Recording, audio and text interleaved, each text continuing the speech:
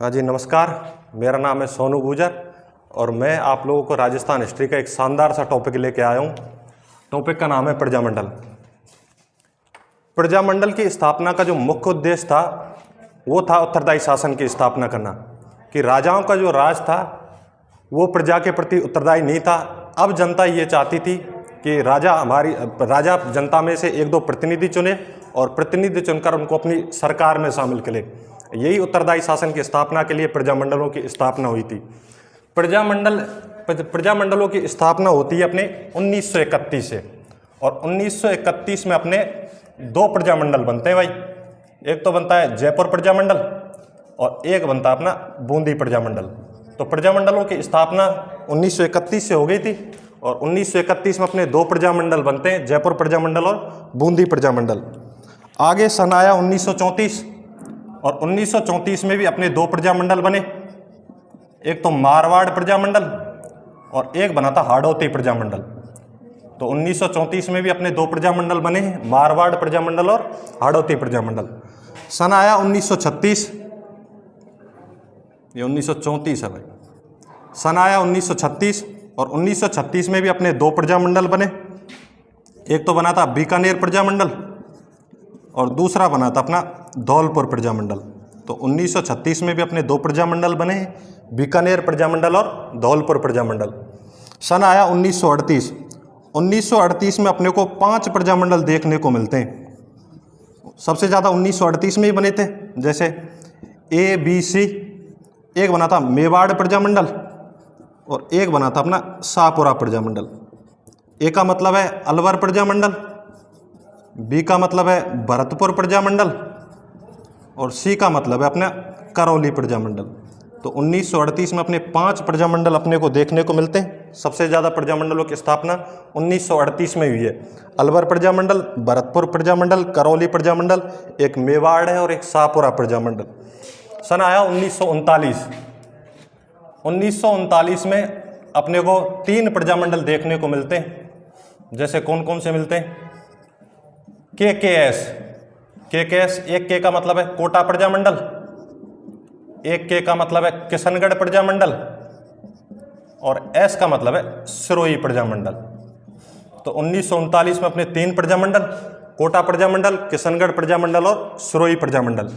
अगले सन एक साथ याद रखने हैं भाई, जैसे कि 1942, 1943, 1944, 1945 और 1946। ये सन एक साथ याद रखने हैं, 42, 43, 44, 45 और 46। 1942 में अपना एक प्रजामंडल बना था कुशलगढ़ प्रजामंडल।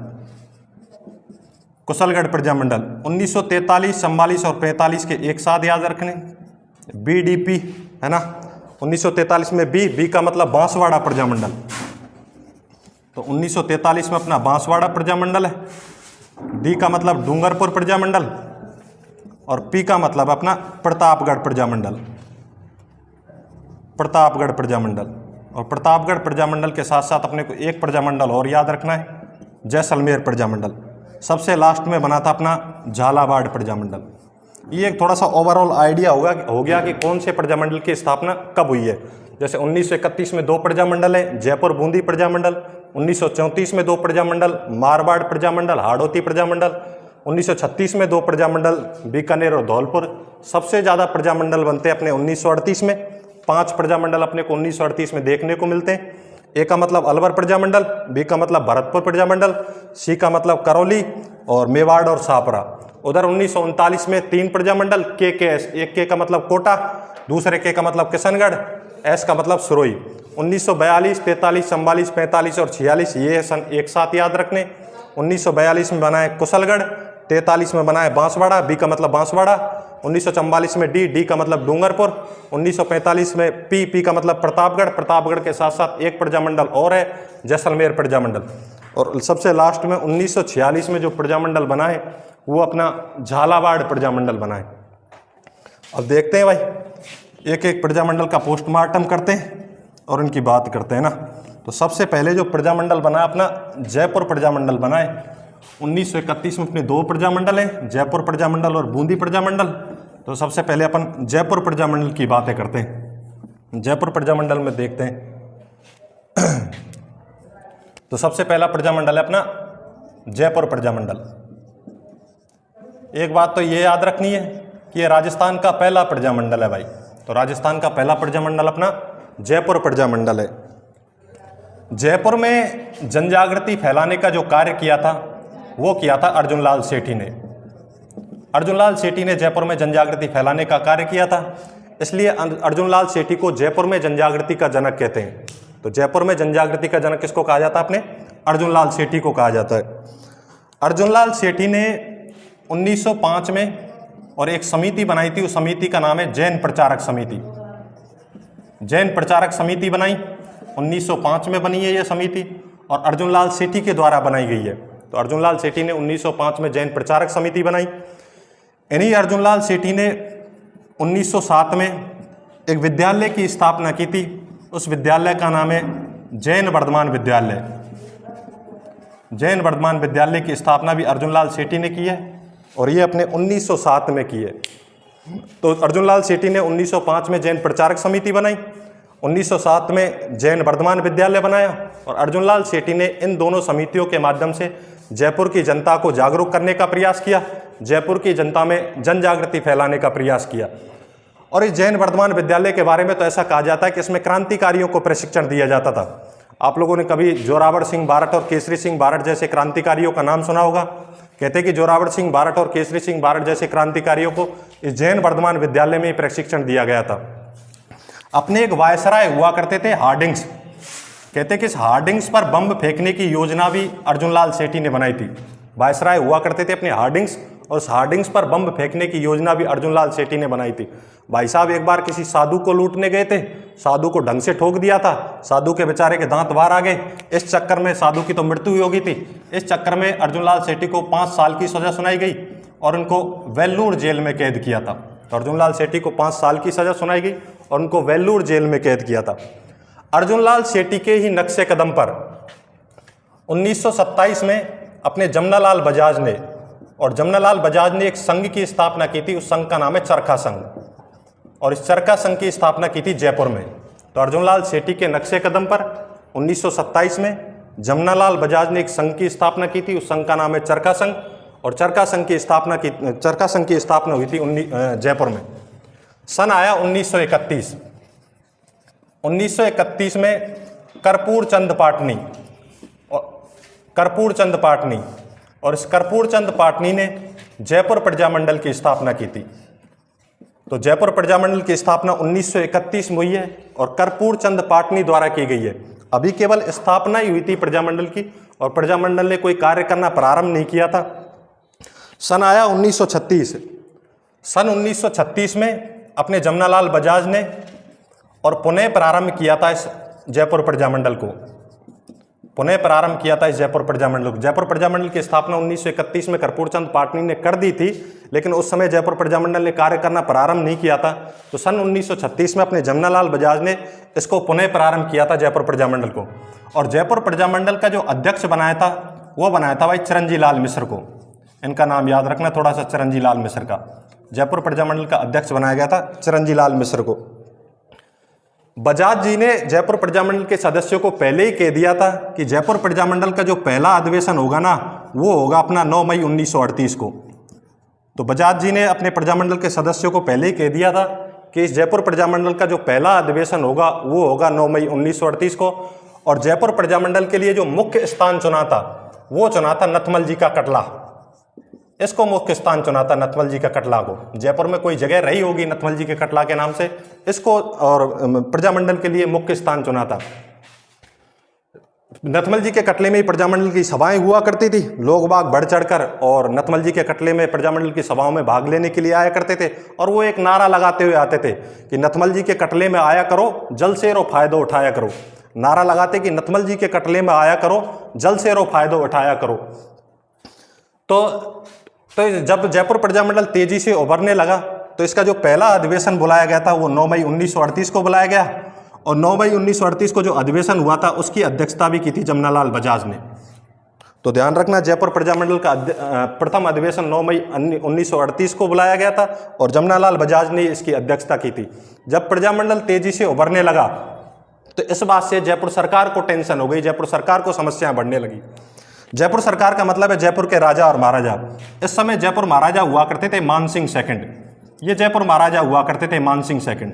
और जयपुर सरकार ने इस प्रजामंडल पर रोक लगाने के लिए, इस प्रजामंडल को कंट्रोल करने के लिए, इस प्रजामंडल पर लगाम कसने के लिए और एक कानून ही बना दिया था। उस कानून का नाम है जयपुर लोक समिति 1938 कानून।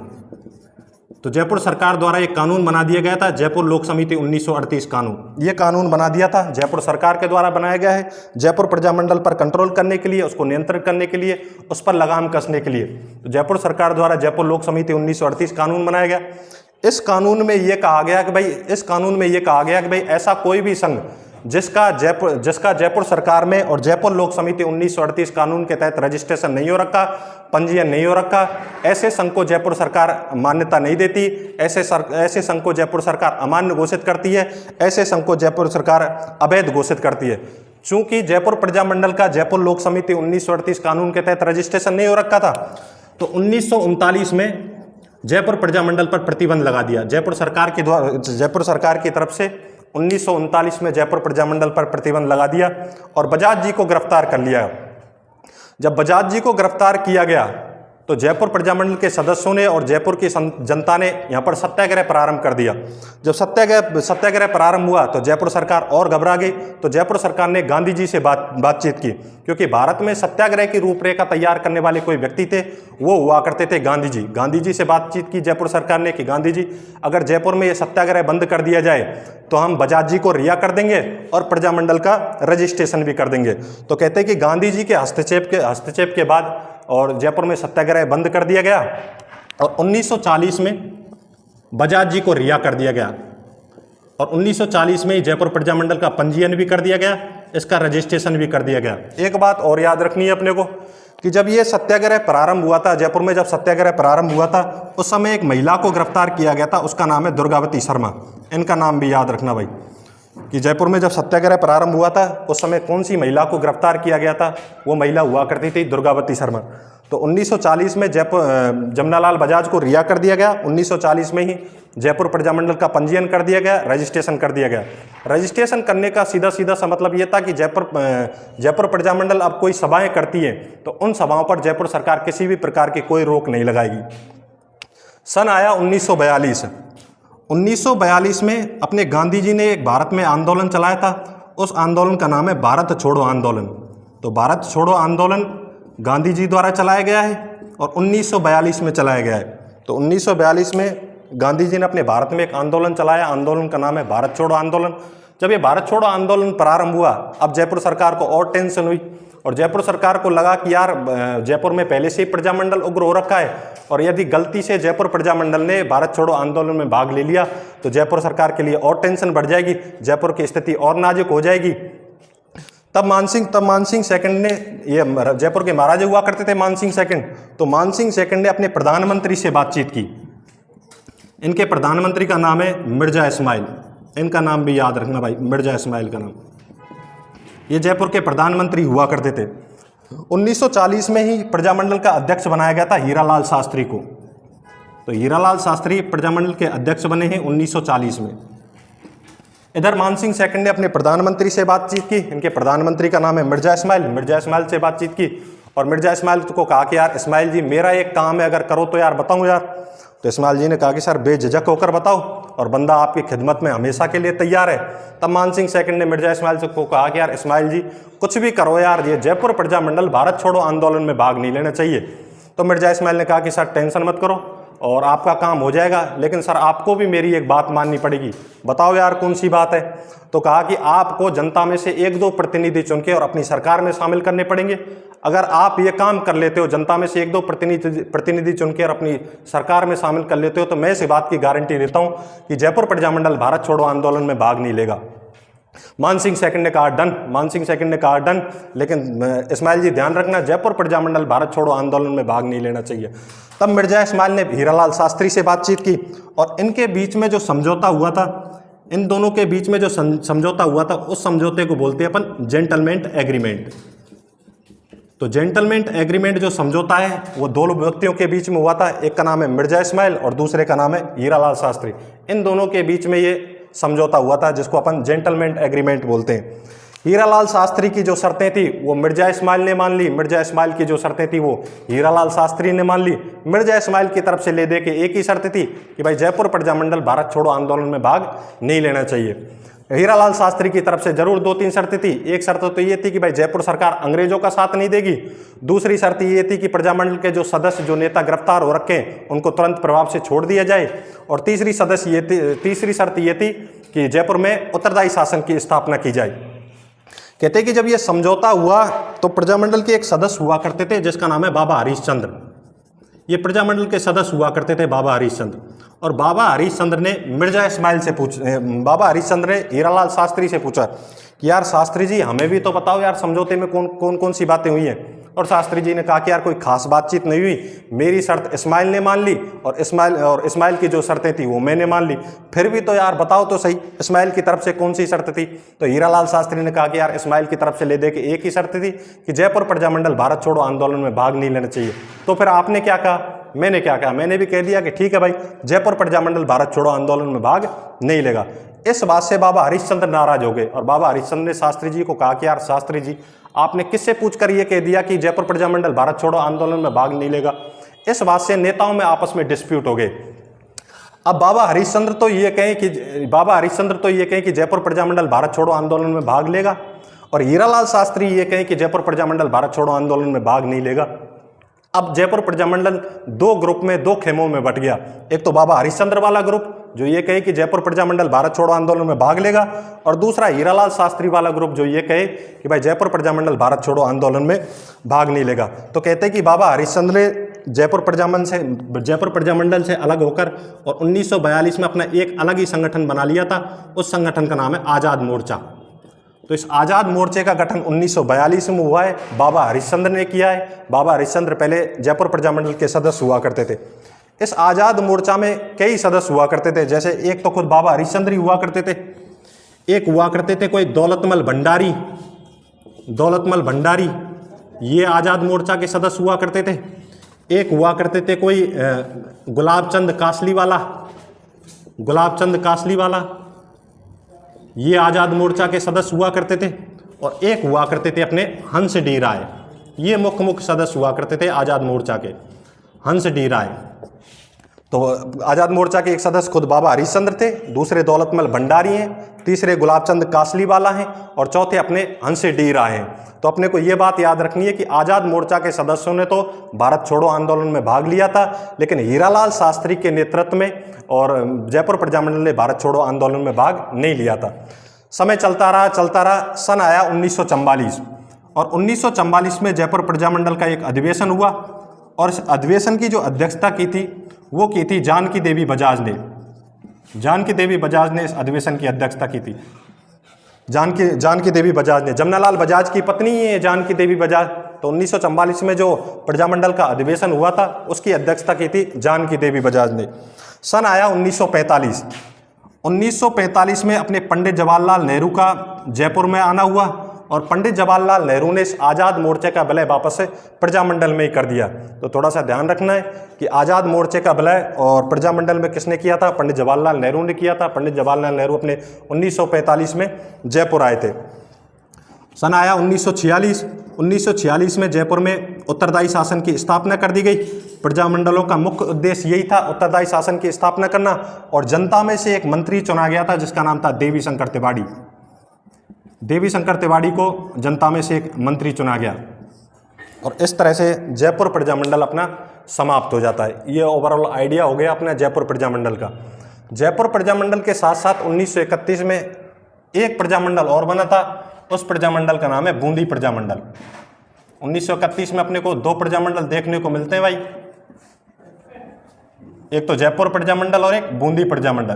बूंदी प्रजामंडल की स्थापना भी 1931 में ही हुई है। बूंदी प्रजामंडल के जो संस्थापक हुआ करते थे उनका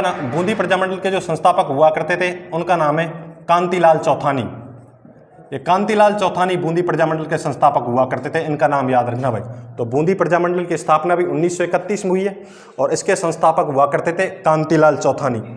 इस बूंदी प्रजामंडल के 2 सदस्य और हुआ करते थे, उनका नाम भी याद रखना। एक का नाम है नित्यानंद, इसका नाम याद रखना भाई नित्यानंद का, और दूसरे का नाम है ऋषि दत्त मेहता। ऋषि दत्त मेहता ये सदस्य हुआ करते थे बूंदी प्रजामंडल के, नित्यानंद और ऋषि दत्त मेहता। और जब ये कहते हैं कि ऋषि दत्त मेहता का तो प्रजामंडल में खूब ही योगदान रहा था, कहते हैं कि जब ये प्रजामंडल कार्य नहीं कर रहा था तो ऋषि दत्त मेहता ने बूंदी की जनता को जागरूक करने के लिए और 1944 में बूंदी देसी राज्य लोक परिषद की स्थापना की। बूंदी देसी राज्य लोक परिषद की स्थापना की। तो बूंदी देसी राज्य लोक परिषद की स्थापना ऋषि दत्त मेहता ने की है, 1944 में की है। और ऋषि दत्त मेहता का ब्यावर से एक समाचार पत्र निकला करता था, उस समाचार पत्र का नाम है राजस्थान समाचार पत्र। ये अपना बूंदी प्रजामंडल है। तो बूंदी प्रजामंडल की स्थापना 1931 में कांतिलाल चौथानी ने की है। दो इसके सदस्य हुआ करते थे, नित्यानंद और ऋषि दत्त मेहता। और ऋषि दत्त मेहता ने बूंदी की जनता को जागरूक करने के लिए 1944 में बूंदी देसी राज्य लोक परिषद की स्थापना की। और ऋषि दत्त मेहता का ब्यावर से एक समाचार पत्र निकला करता था जिसका नाम है राजस्थान समाचार पत्र।